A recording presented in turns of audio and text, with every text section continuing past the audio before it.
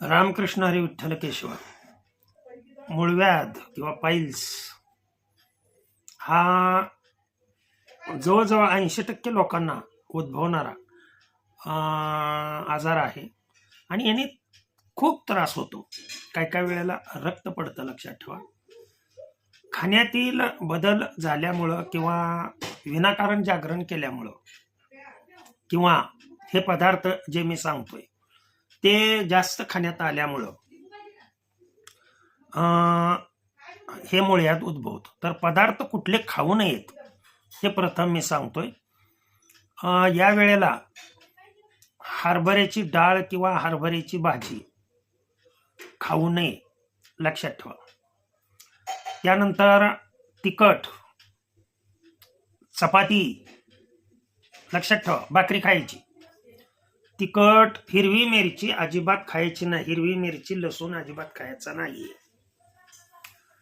महत्वाच्या जेवढ्या गोष्टी आहेत तेवढ्या मी सांगितल्या. आणि मांसाहार तर अजिबातच करायचा नाही, ते गोष्ट नाही. मग ते मांसाहारामध्ये अंडी वगैरे सगळं आलं, सर्व आलं, लक्षात ठेवा.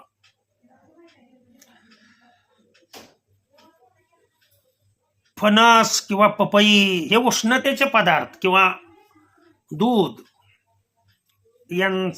हे पूर्णतः बंद करावं.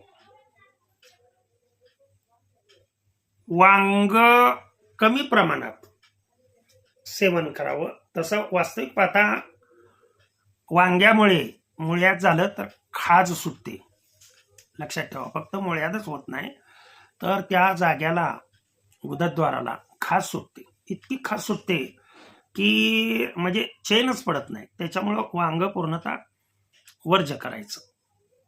एक 15-20 दिवस जोपर्यंत हा उपाय चालू आहे तोपर्यंत. उपाय काय करायचा? अतिशय साधे सोपे उपाय मी सांगतोय. एक म्हणजे पात्रची भाजी. आता ही पात्रची भाजी जी आहे हिला काय करायचं? याच्यामध्ये कांदा, एक कांदा पूर्णपणे बारीक चिरून आणि पात्रची भाजी हे एकत्रित करा. आणि थोडीशी त्यामध्ये आपली मुगाची डाळ, थोडीशीच, अतिशय अल्प प्रमाणामध्ये. टोमॅटो घातलं तर घातलं, नाही घातलं तरी चालतंय. ही पात्राची भाजी करून, मात्र पात्राची भाजी ही करताना पहिल्यांदा ही भाजी उकडून घ्यायची आणि मग नंतर थोडा वेळ उकडायची आणि नंतर करायची. ही पात्राच्या भाजीचा आहारात समावेश करावा. कुठेही मिळते पात्राची भाजी. त्यानंतर ही भाजी जर नाही मिळाली तर लक्षात ठेवा, कांदा सायंकाळी किसून ठेवायचा, एक कांदा, आणि त्याच्यामध्ये एवढी एवढी खडीसाखर मिसळून ठेवायची. ते कांदा आणि खडीसाखर बारीक करून एकत्रित मिसळायची. आणि हा कांदा सकाळी सकाळी, खडीसाखर घातलेला कांदा खडीसाखरेसह सकाळी उठल्या उठल्या अनुशापोटी तोंड धुवून खायचं. आणि दिवसभर आहारामध्ये एक 2 ते 3 वेळेला एक 200 ml ताक आणि खडीसाखर एवढी एवढी त्या ताकामध्ये घालायची.